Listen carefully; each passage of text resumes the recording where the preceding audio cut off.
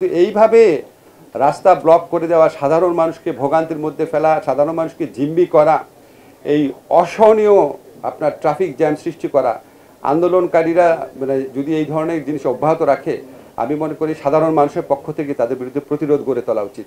আপনি আন্দোলন করবেন, আন্দোলনের তো নর্মস থাকা দরকার, কিছুটা নর্মস থাকা দরকার। আপনি সাধারণ মানুষ কিন্তু জিম্মি করতে পারেন না। কালকে আমি শুনেছি ট্রেনের মধ্যে ইট মেরে আপনার নারী শিশু তাদেরকে আহত করা হচ্ছে। এটা কি ধরনের আন্দোলন? আর আপনি ওভারনাইট বলবেন একটা কলেজকে বিশ্ববিদ্যালয় বানায় দিবে, তা এইচএসসি পরীক্ষা দিব না, আমার রেজাল্ট বদলায় দিতে হবে। এখন আপনারা খালি চিন্তা করেন যে এখন আবার একটু কঠোর পদক্ষেপ নিলেও আবার সবাই সমালোচনা করা শুরু করে যে এরকম পুলিশ কেন এই ব্যবস্থা নিল, এটা কি আগেরই পুলিশ কিনা। এখন এটার মধ্যে ব্যালেন্স করা একটু টাফ। তবে আমার ব্যক্তিগত ধারণা, সাধারণ জনমত এই ধরনের হয়রানিমূলক জিম্মি করামূলক আন্দোলনের বিপক্ষে সাধারণ জনমত অত্যন্ত স্ট্রং হচ্ছে। রাস্তাঘাট এটার বিরুদ্ধে রাষ্ট্রের শক্ত হওয়া উচিত। এখন আপনি আমার বলেন, রাষ্ট্র যদি শক্ত হয়, দুই একজন যদি আহত হয়, গ্রেফতার হয়, এটা সাধারণ মানুষের একটা অংশের মধ্যে আবার এক ধরনের আপনার মানে কষ্ট তৈরি করবে না যে আপনারা আগের সরকারের মতো দমন নিপীড়নে যাচ্ছেন কিনা। সেটা তো আমাদের মাথায় রাখতে হয়। আমাদের তো একটা গণ অভ্যুত্থানের পরবর্তী প্রেক্ষিতে মাথায় ক্ষমতায় মানে এই সরকার গঠনের দায়িত্ব দিয়েছে, এখানে অনেক বেশি চিন্তা করতে হয়।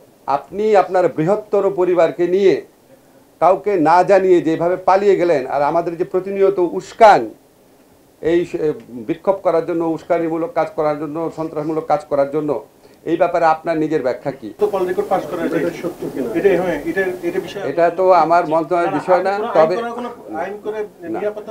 না না না আমার কথা হচ্ছে, এগুলো যদি সত্যি ওনার কনভারসেশন হয়ে ওঠে, এগুলি আপনার দেশকে অস্থিতিশীল করা, তারপর হচ্ছে ষড়যন্ত্র করা, মানুষকে প্ররোচিত করা, মানুষকে উত্তেজিত করা এবং বিভ্রান্ত করার উদ্দেশ্যে করা হয়।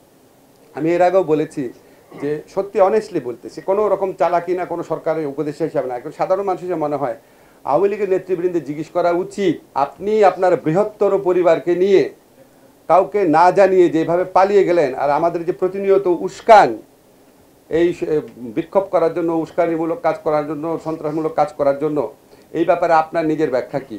উনি ওনার ভাগ্নে টাগ্নে তাদেরকে এই সরকার পতনের 2-3 দিন আগে নিরাপদে পাঠিয়ে দিয়েছিলেন কেন? উনি আগে ওনার যারা নেতা কর্মী আছে তাদের উচিত ওনার পার্সোনাল জবাবদিহিতা চাওয়া। আজকে আওয়ামী লীগের নেতাকর্মীদের মধ্যে যদি